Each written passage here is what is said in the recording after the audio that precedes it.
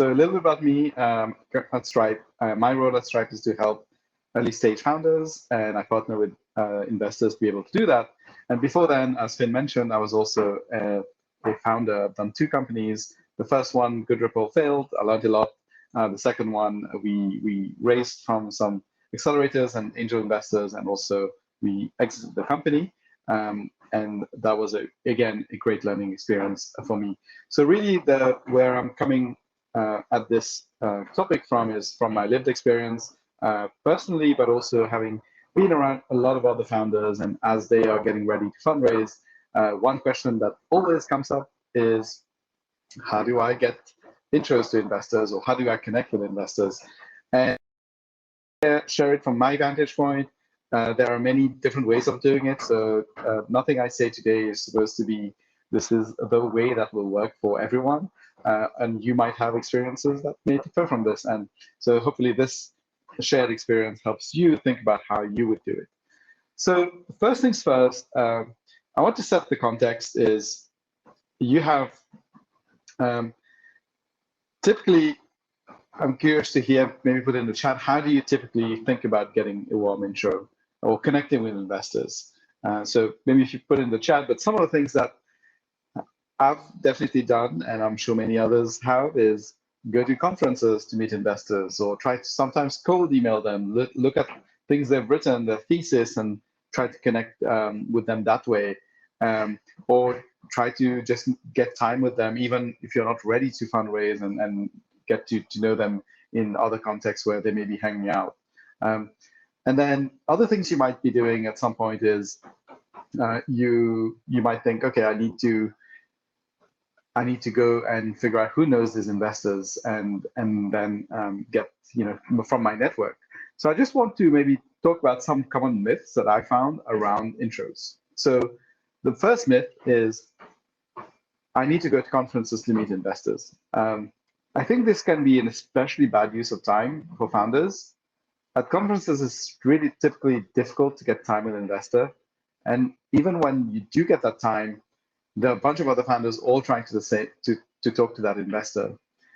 So it's not to say that the conferences are not useful. They can be incredibly useful, especially to meet other founders. I think that's one of the biggest things I've taken away from going to conferences in the past, including Startup Grind. I remember in Redwood City a few years ago, and then many years ago, over a few years, that you get to meet other founders, and in some cases you meet potential customers. But I think to optimize for meeting investors can be a very, in my opinion, not the best use of time for a founder. The other myth is, I need to get to know an investor over a long period of time. And I think here there are two main views on this question, and people will have different views. Some people will say one needs to build a relationship with an investor over a long period of time. And there's some merit to that. I'm not saying that there's nothing to that. But also, on the other hand, what I've seen more often is that countless founders have raised money from investors and have gotten to know them through a pitching process. So a very short period of time, typically over a few weeks. So as a founder, if you had to choose between spending time building the product, or acquiring customers and users, and time getting to build a relationship with investors, I'd suggest that in most cases, founders should choose to build the product and acquire customers versus trying to build a relationship with customers. Build a relationship with investors. The other myth is, someone must know me for a long time to get me a warm intro to an investor. So there's a myth that your existing network is what will get you intros. And for sure, use your existing network to get you the intros. But the reality is that for most founders, at some point, we will need people outside of our existing networks to get those intros. And we will need to do it in a very short time frame. So what are some kind of mental models I think could be useful in thinking about this question? And then we can go into the tactics. So one mental model is, like, a common mistake founders make is if they think they need to get to a place where the introducer would say something like, hey, I know I met this founder and they would like to meet you, or you're a SaaS investor and they're doing a SaaS company. So, but if you just pause there and think about those intros and what they actually mean, they don't they lack some critical things in there. So these intros don't seem to carry any explicit or implicit endorsement, um, and seems to be more like the introducers trying to do the founder a favor, because the founder asked for the intro. So imagine being the VC that gets that kind of intro, and versus maybe some of the following ones. So maybe someone intros and says emphatically, "You should meet this founder," or "I met this founder and I was blown away by X." For example, their resourcefulness, their traction, their clever approach to entering the market, their stellar team. They've built incredible software, for example, or if you have associated with this is ex Google or something like that, that might help you position yourself very quickly with that investor. Another intro might be, "Hey, I'm investing in them and you should take a look." Or, "I met them and I'd love to have invested in them if I could." And another one, I've heard this from a serial entrepreneur who has made lots of very high quality intros to people, just texting an investor saying, "You'd be dumb not to meet them." So I just wanted to contrast those different types of intros, that kind of one which is much more bland and doesn't seem to carry a lot of information and signal, versus some of these other ones where they carry potentially a lot of signal and they're very explicit about why the investor should take the meeting. So really, it's like the mental model here is that what you're aiming for is not simply an intro, but ideally what I would call an urgent and high signal intro. And so how do you get those urgent and high signal intros? So one of the things is, before the intro itself and the pitching, I mean, obviously you need to be working on something that is ready for that investor to hear as well. So think about you need to be building a good company, and so that there's a lot to say about how to build a good startup and what is a good startup, and a lot of people have written a lot about that. So some elements of that, building something that people actually want, or people actually love. So I think that is super, super important. So I just don't want to minimize that in this conversation. We won't go into that piece today, but it's really, so let's assume you're doing that. You're building something that users love, and you have some signal about that from your potential customers. That's going to be something that, as much as possible, you want to get to be doing anyway as a founder. But that will definitely help you in the context of when you're fundraising, you're asking for these intros. So assuming you're doing that and you're getting in the right direction there, how do you actually get an urgent and high signal intros? So one of the things, and I certainly struggled through that in my founder journey, and I see a lot of other fellow founders going through similar processes, coming up with a pitch that is actually clear. I think that the first piece of it is so, it seems so obvious and so simple to say, but most founders, including myself, when I was pitching, at least at various points in that process, my pitch just wasn't clear. I would say what we did, because I'm so deep into what we're building and that world that we're in. I say it makes a lot of sense to me, what I'm saying, but whoever's hearing it just doesn't even understand what we do. What is the startup? What does the startup do? And I think that's a huge hurdle. So it seems so simple, but I would say it's worth spending a lot of time and really iterating and making sure that your pitch is super clear. So optimizing for clarity over using jargon or complex language has magnitudes in terms of order of ROI for when you're trying to get these intros. And then another thing, so clarity is like a super, super, super important thing, because if it's not clear, you've just lost the whatever audience that you've talked to, that you're trying to talk to. But then beyond it being clear, I think one thing that you want to try to bring out as much as you can, what is that, try to get to an exciting insight or signal from customers about what you're doing. or if you don't have that, that's the ideal piece, because ultimately, whatever idea or you're trying to bring out into the world, someone has to respond to that idea and say, in particular users or customers, that this is something that they are using, they would use, that they love using it. So any insight about customers, so it may be, for example, that they are telling you your product is saving them like massive amounts of time, it's enabling them to go to market faster, it's enabling them to like build their team faster. So it's solving a real problem that they really need to get solved, and they're actually willing to get it solved. So I think whatever insight you can bring from the customer's voice, in particular, like real customer insight wherever you are on that journey, is like super critical, because it changes it from being just an idea, like, which could be interesting, to an idea that, oh, someone, especially a user and customer, say, this is something that's doing something magical in their worlds. If you're not depending on stage, you might not have that exciting insight signal from customers yet. But I would urge you that at whatever stage you are, even if you haven't launched your product yet, is to put that, is to try to get that even without a product. So, if you can talk to customers, pitch. If it's B2B, there are ways you can pitch customers and try to get agreement or an LOI or a sale, even without a product. So, however close you can get to that signal before you build, that would be super valuable, even if you're thinking about fundraising at that point in time.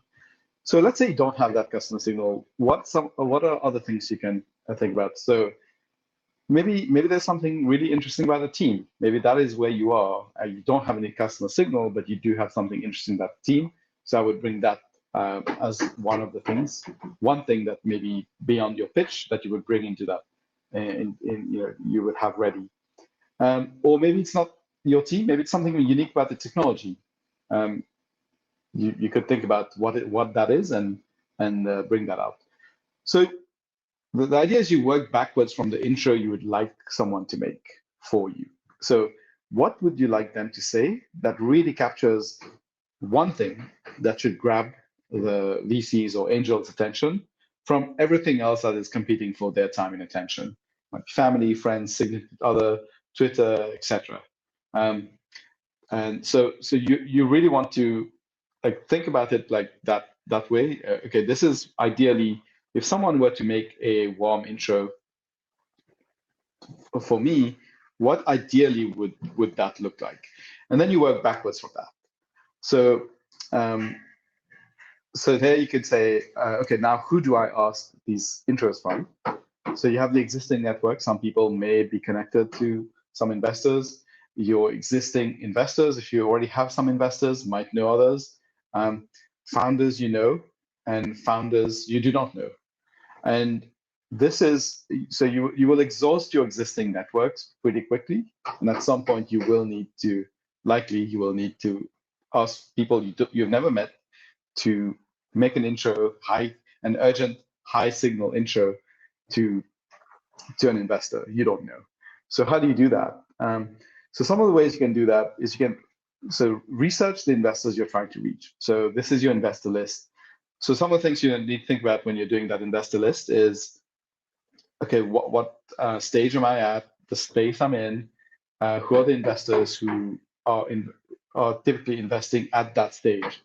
And it's not super obvious, like you can think of maybe big brand VCs, but they may not actually invest at your stage. So you need to do some work and research, and there's some people who share lists online. You can Google them, or on Twitter, or some people on LinkedIn as well. These lists are shared. They have like investor lists that you can look at, and you can try to figure out, is there a match in terms of stage? So for example, let's say you're pre-seed, there's no point in you trying to raise from a Series A investor. It's a waste of time. Even though in most cases, even though the Series A investor might say, yes, we sometimes write checks, first check in, etc. It's going to be very rare that if you don't know them, that's going to be the case for you. Typically, when they do write earlier checks, if they don't have a dedicated team focused on that stage, they might do it for people they've already backed before who are doing their next startup.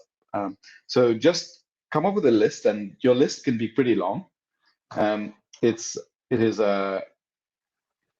typically your success rate in getting intros and also getting a yes from an investor is pretty low. So just if you think you need to have a list of 10 people to get investment, that's probably not going to be enough. It might look more realistically something like 60 to 100 plus potentially. And then once you have the list of investors, now you might say, okay, who might be connected to them already that I know. So now you try to exhaust your existing network to try to find the right intros, again with that very short and clear pitch of what to do and why, something exciting about what you're doing. And then you ask them say, be upfront about why you're asking them for an intro, say clearly what you do, and 1-2 things that should grab their attention. So now you will very quickly, in my experience, founders will exhaust their existing networks, and they'll need to figure out how do they reach other people that they've never met before, who will be the ones who will make those warm intros to these other investors. So these are the best source of intros. Typically will be founders that these investors have invested in. So some of the places you might meet some of these founders might be at conferences. So conferences are super useful, especially to meet other founders and building community. But even if you're not at the conferences, how can you do that? So you have ways to reach people, email or LinkedIn typically, or maybe Twitter, depending on where people are active, are good ways to reach to those founders. And again, you're trying to find founders maybe that have recently been invested in by the investor. Typically, I've found that if you go to investors maybe that have founders that have been invested in maybe 3+ years ago by this investor, they may not have the kind of understanding of the landscape anymore, or the bandwidth, or the kind of closeness of relationship with that investor to kind of make those intros. So, and it's just a mismatch in terms of stage. So typically, big founders who've mostly recently been invested in, ideally in the last let's say 12 months, 24 months, they tend to have more of this recency of interaction with that investor. And then you'd reach out to them on LinkedIn, and you'd say or email, and you'd say something like, hey, I'm just giving an example of in LinkedIn, fake company, X, Rama, I'm the co-founder of company Y, that connects electrical engineers to jobs. And we're growing 30% month on month. We're raising and would love to talk to VC number 1 that they have been invested in. Would you be up for a 20-minute call? And if compelling to you, make an intro to VC 1. So here you're just really making it very, very upfront to that person, the founder that you're reaching to, why you're contacting them, and what you do, something potentially interesting about you. For example, here I mentioned the growth rate, so that's something that should be interesting to that person. They will understand it. And you've told them exactly why you contacted them, that you're trying to talk to this VC1. And if they'd be up for a very short call, to make it like 20 minutes, and then you're giving them the option, hey, you're only asking them to make that intro if they find what you're doing compelling. So that's one way, kind of LinkedIn, that you might do it. I'll give you another way, slightly longer for email. So again, hi X, I'm the founder CEO of Y, and we're looking to talk to your investor VC1. Y connects people to job opportunities in electrical engineering, and we have been adding users at the rate of 30% month on month. We have found that this market is completely fragmented, and both electrical engineers and firms benefit because we bring down the search time from 6 months to 3 days. We'd love to share what we're working on, and if compelling to you, would love an intro. Are you available for a 20-minute call over the next week or so? So that's one of the things that one way, very short email, very similar to LinkedIn message, where you can hopefully outreach to a bunch of investors, so founders that have been invested in by these investors, and then it sets you up for getting on that call. And sometimes they may just say, yeah, I love what you do. I saw your website. I'll intro you. Or you might have to get on a call with those founders. And again, here you're playing a numbers game, right? So not every founder will respond to you. Just people are busy. They have other priorities. But typically, I think founders are generally pretty receptive to helping other founders. That's what makes this founder community pretty special. So I think don't think that I should not email it because I will not be I will be wasting their time. It's they've gone through that process. They also got help when they needed it, and most often they're very, very willing to be able to help others in that process. And then as you do that, those outreaches, think of it as an experiment where you're constantly learning about what is working, what is not working. So refine your outreach pitch as you're doing these outreaches. And as I said before, it's a numbers game, but if done well, I think can create very interesting asymmetric outcomes. So let's say you're connecting with a founder about VC1, and you get on the call and they're bullish about you. Now they're going to connect you to VC1, but then they might also say, hey, I want to connect you to these other investors. Maybe you didn't think about them. They were not on your list because your research is not complete. So you might have going with one intro in mind, and that founder, if they really like what you're doing and they think this is good, this is a promising thing for them to essentially put their credibility online and introduce it to other people, then they might be willing to introduce you to other investors that they know of they've been invested in. So it's really interesting, like numbers game. It's hard work, it takes time, but you have the potential if you do connect with an investor, then with a founder, they open their doors and you get to more than the one intro that you went in for. And then if they do introduce you to one VC, but they haven't introduced you to others, you can just be sure to ask them, hey, are there other investors I should be talking to, and if they'd be willing to make the intro. So I'll pause here. I think that's what I wanted to cover, but just to recap very quickly, it's really kind of understanding the kind of mental models of what is like some myths around meeting investors and getting connected. I just wanted to dispel some of those misconceptions just to make sure that I shared those with you so you knew there were different paths of how to get connected with investors, and also to really, really optimize for what is a good intro. And I think to me, a good intro is one where it's urgent and it's high signal. And so hopefully those tactics that I've shared with you help you do that. So clarity of your pitch, super, super, super important. Spend time on that. Getting to an exciting insight from signal from the customer is one of the other things that is ideally there in when you're asking for that intro. If you don't have that, maybe something interesting about the team or something about unique about technology, and then think backwards about what is the ideal intro ask that you want that founder or that person to make on your behalf.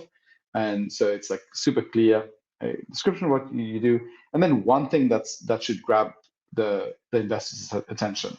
So that could be that customer insight or your growth rate, whatever it is. But think of it that way. That is what you're working backwards from. And then some tactics of who you can reach out to, your existing investors, your people you know, your existing network, founders you already know, founders you do not know. I think that's going to be the most critical piece in many cases because you will exhaust your network pretty quickly. And then how you go about and do that. So the researching your investor list, and from there looking at who they've invested in recently, cold outreaching to those investors through email, LinkedIn, or Twitter. Again, don't spam people. Make it short, clear, and be very upfront by why you're contacting them. And then I've gone through a couple of I would say example outreach emails or LinkedIn messages that you could use potentially to help communicate to that person you're trying to get in touch with why they should spend time with you and what this is about. So with that, I'll pause here. And I haven't been able to track everything in the chats because I've been talking, but I'll turn it over to Finn, maybe to look at some of the questions that have come in, and happy to take any questions and have a discussion. So please add your questions to the chat. Rama, that was incredibly insightful. We do indeed have a few questions that have come in here. The Q&A. Okay, so I'm just going to start at the top here, and then we'll work through a couple of them. So any further recommendations on, you touched on this, a little bit, but like, given the current climate that we're in, any further recommendations best to approach fundraising? Yeah, I think, the macro environment is changing how maybe some investors are operating right now. So one thing I would say is that, and I think that's, no one has a truly clear view of what's going on. So I think as a founder, I would approach it in the following way, which is the tactics don't change that much from what I described, but then there's another piece of the puzzle that you're trying to discover, get that answer to. Hey, is this, I think it's probably not that. I think people are still investing at these stages. So I just wanted to state that there are changes, maybe potentially in terms of what are they now looking for. So one thing for you to think about as a founder is to understand that typically when, let's say, someone is investing at pre-seed, they are thinking, okay, if I'm investing at pre-seed, before maybe pre this change in climate, they would think, okay, there's a good chance that this company will get to the metrics needed to raise a seed round in 12 to 15 months, let's say. And now what's happening is that they are being, investors typically, at least the ones I've talked to, have been a little bit more rigorous around, okay, what does that path from here to 12 months from now look like, from you executing on your product roadmap or your go-to-market? What does that really look like? And they dig deeper into that to really try to get that understanding of, okay, I understand, I see a path and understand it more deeply as to how this company will get from where they are today to these new metrics thresholds that they need to be able to raise that seed round in 12 to 15 months. So before it was more maybe, hey, yeah, it was more like, I'm not saying they didn't do that exercise, but I think they're a lot more focused on it now.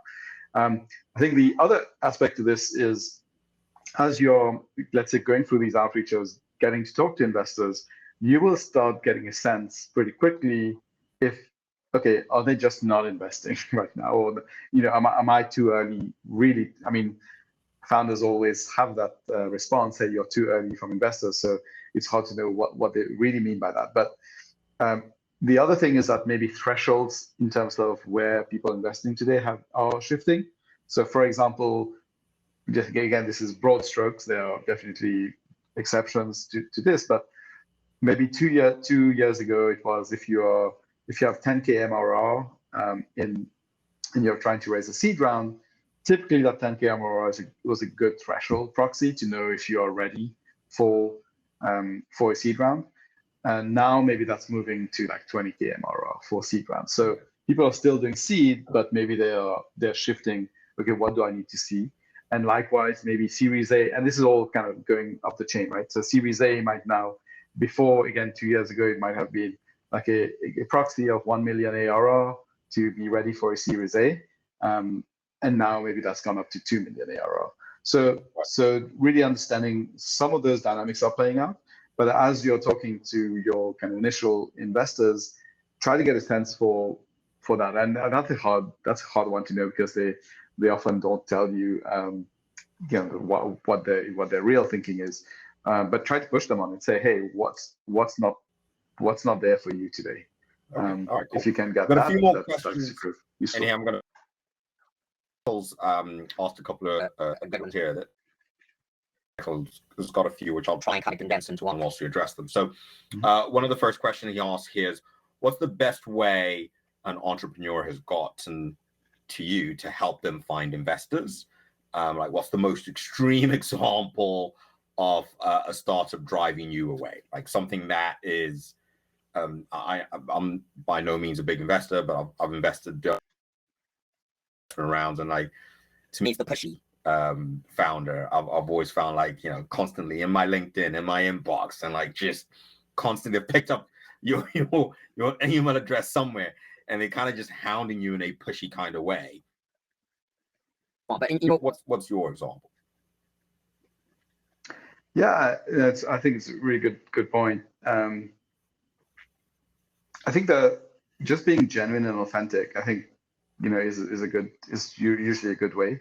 You know, founders are building, you know, I have a lot of empathy for other founders. I've been there. You know, you're trying to get that intro, to get that person to respond. And yeah, I mean, I think, yeah, I don't want to say don't be pushy, because I feel that there also sometimes people are very busy, and so it's not that they might. So it's hard to know when someone's generally not interested versus they're just busy and they just haven't responded. Yeah, and it's the same in sales as well, right? So I just don't want to say don't, you know, never send more than 2 emails or follow-ups. But having said that, at some point you'll have to figure out, okay, they're not interested, right? And you have to just count your losses and move on to the next investor. Yeah. So like raising is also a numbers game. Like you're sometimes like one conversation away from a yes, and it might take, you know, 50, 100. In some cases, there are people who've shared their experiences where they've talked to 200, 300 investors before they got their first yes. So I hope that answers the question in some way. I remember hearing one VC friend who was talking about how I actually thought this was a kind of approach. I mean, this is pre-pandemic, of course, but the founder, he was obviously finding out where the VC was speaking at and like just turning up, and almost over time started building up a relation. It was like, it took a year, but eventually it was like, in addition to the email, and then obviously just showing up at the event as a, not like stalkerish, but just like, hey, I want to hear you speak, and then building a relationship almost with the founder. It was like, oh, you're there again, which is always good, because at the end of the day, a lot of these things are very much about relationships driven as much as possible. Okay. Dinesh asks, I know you touched around sort of the 10 to 20 sort of, maybe you can kind of reiterate this for the benefit of Dinesh. Can you share more about pre-seed funding when you are trying to gain traction? Yeah, I mean, it's disheartening. You know, my answer will be disheartening for other founders, and I've been there. It's, you know, think about it from the investor's perspective, right? So they're getting bombarded with emails from founders, and if they're framing, if they're looking at these different buckets of things that they should spend time on, and one of them is, hey, I need money to basically show traction, show that this, well, let me rephrase it, to show that this is something that people want. And then they'll have a lot of other emails in the inbox or intros. Hey, yeah, this is amazing founder. They're building this, and there's some evidence that people need this. So it might not be traction, right? Because obviously no one just starts with traction, but have some signal. So for example, it might be, yeah, this founder has talked to 100 potential customers, and they have LOIs from, you know, like I don't know, 20, right, or whatever it is, and these people are willing to pay as soon as product is live. So I think that to me, as a founder, really think, like, put yourself in those investors' shoes. Like, which one, if you were the investor, which one would you spend time on? And you're constrained with time, right? That's like huge, the thing that they don't have a lot of. So I think I would work backwards from that. And I hear you, Dinesh, that yes, you might not have the traction. And what my suggestion there is that as much as you can, without the product being live, like you as a founder have to do the work to try to extract that customer signal, even without traction in the kind of traditional sense that you have a product live and people are paying for it. So I think, I hope that helps. Yeah, no, I love that answer. What's your, just tapping off the back of that before I jump into Terry's, perhaps sort of leveraging, the F&F round, as they call friends and family round, where if you're pre-seed and you're not quite there, would it make sense to sort of leverage friends and family who they're maybe not looking at as a, I mean, most are, but like the formal thesis, the way investors would evaluate an investment, right? Could that be a potential solution for them? Yeah, totally. And there's a lot that comes into that. Are your friends and family wealthy? Have money to invest? That's not everyone comes with that. So definitely don't want to say that's something that's available to everyone in that way. But also, even if they are, maybe they don't. I mean, if kind of people that I knew that I raised from, I was very, I think I was hopefully very upfront with them that, hey, this is super high risk. You might lose all your money. So I think if you're even thinking about that part, I would be, especially for people who might not have had startup investing experience, especially those, they might thinking of investments a very different way, which is, hey, I'm going to get my money back, I'm going to get interest, or I'm going to get dividends, whatever else they might be used to. So I think yes, but also be very careful about, who you bring on your cap table. They might not really understand what this is about. I mean, this is a very long-term bet. Likely they will lose their money. That's why other investors are, they invest in a portfolio, and some will fail, some will hopefully do very well. Whereas I think that's not going to be the case, for like someone who's new to startup investing. They might want their money back. So it might complicate your relationship and the nature of your relationship with those people. So I would be super mindful of that. Excellent points. I know you, of course, mentioned you you're a product individual, like you love to focus on the products. Terry here asks, how different should the approach be to find an angel or VC, so essentially to find an investor, providing a service rather than a physical product or a software product? And she ends, Terry ends, thank you. So how different should the approach be when it comes to finding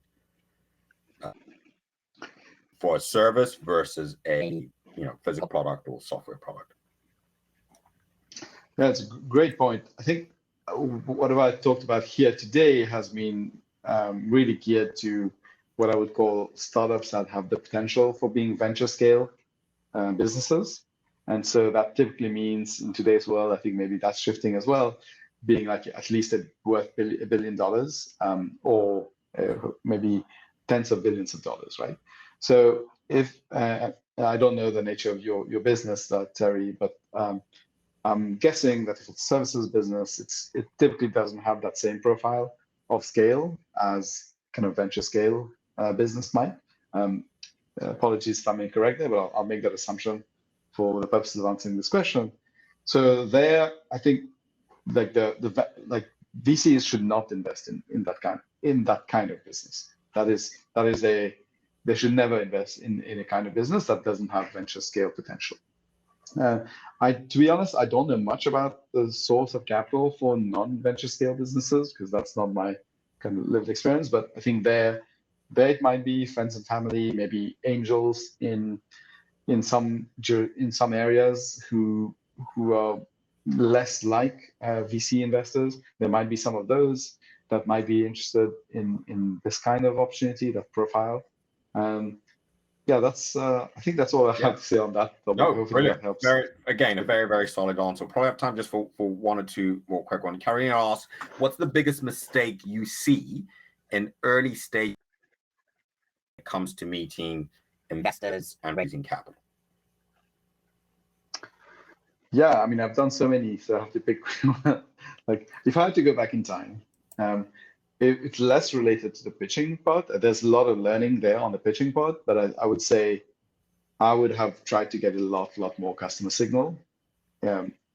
Even with the constraints that you have as a founder, maybe you don't have the product live, it's not ready. But I think that is the critical piece that I feel that most founders don't solve enough for.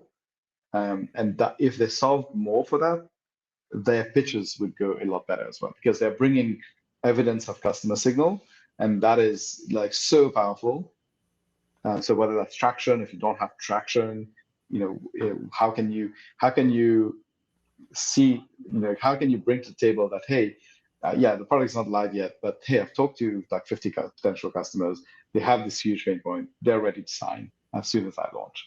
And that's a more compelling thing that going in and say, oh, this is where we are. Yeah, we're going to try and validate this.